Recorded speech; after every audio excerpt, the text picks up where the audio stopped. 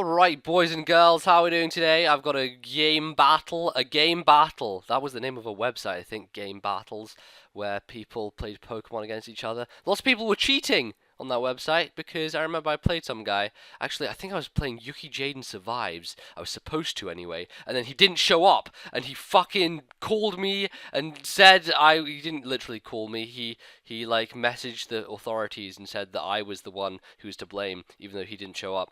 Anyway, I have no idea how I got onto that tangent, but it's probably because I messed up my words. Anyway, we have a match against Eric from yesterday, from his stream, which we decided let's just do the fucking ridiculousest thing that we can, and we decided rotation roulette was in fact that, and that's what we got, rotation roulette. Very difficult to narrate because it's rotation, but I'll try. I haven't sped it up at all, so we'll see how that goes. So I have Garchomp in my lead spot, and I decided to rotate to Flareon simply because I want to Will-O-Wisp something, and I honestly wasn't sure what he wanted to do. I didn't know if he wanted to stay in close combat with Terrakion or potentially Spore with Breloom. He ends up going to his Magnezone and Hidden Power Icing, which works out beautifully because Flareon obviously resists it. Get off the Will-O-Wisp there. And now I'm thinking, alright, well, he is potentially going to go into his Terrakion now to Stone Edge. So predicting him to go into Terrakion and Stone Edge, I decided to switch into my Garchomp, and it turns out that his Magnezone is actually a Scarf Magnezone with Hidden Power Ice, and I'm like, well,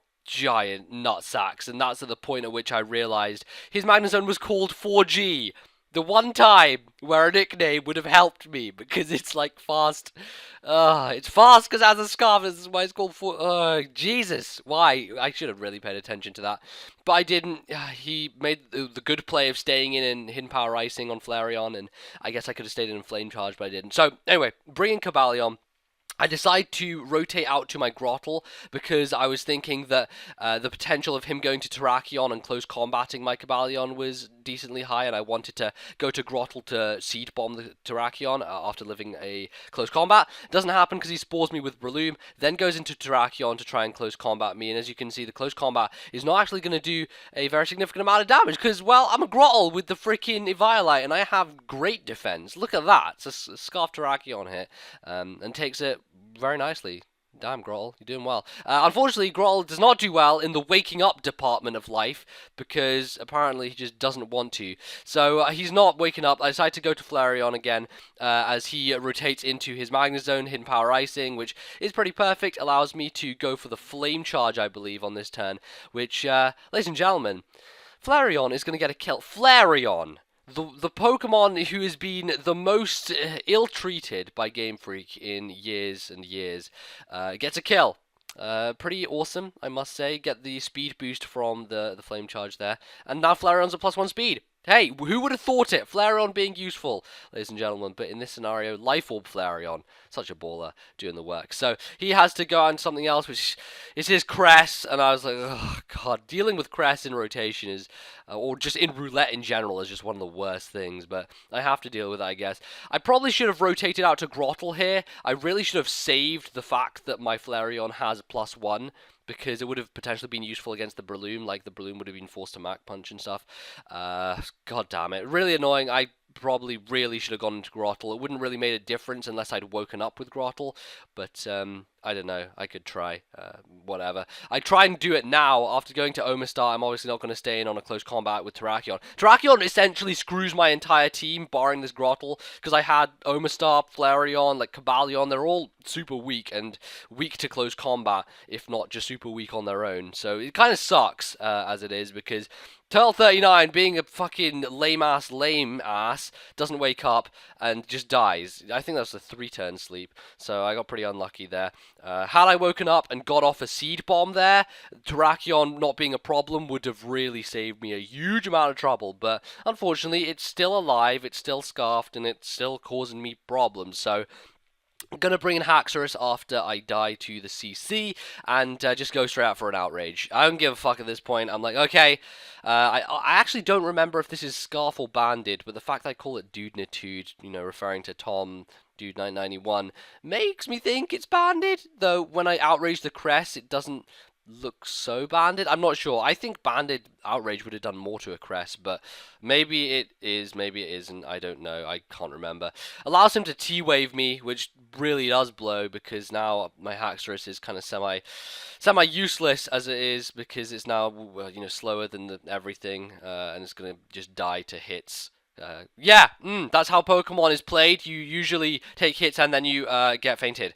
But here something interesting happens. I get paralyzed, which actually resets my outrage, meaning I don't get confused. So what I decide to do is go into my Omastar, knowing that because my Haxorus is paralyzed, he's not going to want to T-Wave again. So I'll be safe to go into Omastar, set up a Schmell Smash, smash up a Schmell Smash. Yes, get the Slell Smash in the Air Smash. I can't say Shell Smash for my life. Jesus. And he goes for the Psychic. Now, I didn't have the White Herb. I think I have Life Orb, actually, which is going to really reduce my sweeping potential because I am going to die eventually. But the fact that he's Psychic is, I guess, very okay. Very okay for him, because it allows him to do damage to me. But knowing that he's going to go to Breloom to try and Mach Punch my Omastar, I switch into the one thing on my team which can take a Mach Punch, which is in fact Haxorus, and go for the Outrage, which is going to clean Breloom out pretty simply. No way it's going to live a hit from Haxorus, let's be honest here. But yeah.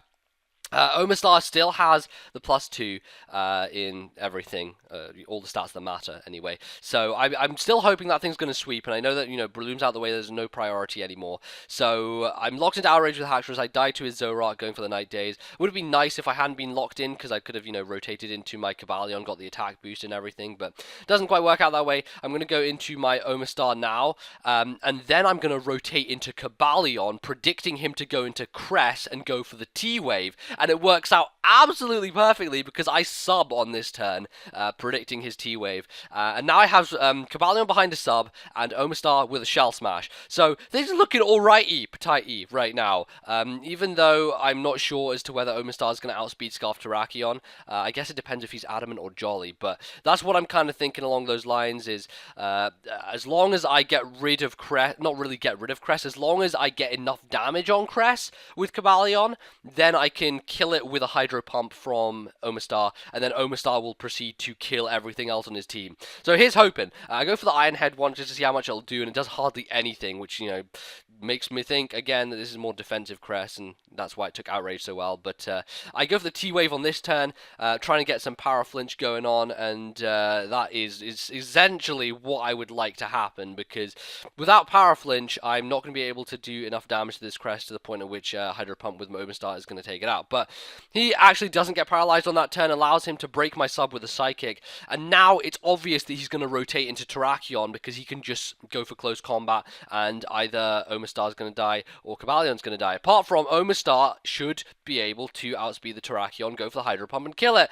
Ladies and gentlemen, here we go with the Hide No Pump, because there is no Hydro Pump happening today, because in fact, I think he is a Jolly Scarf Terrakion, and he does outspeed my Omastar, even though I have +2.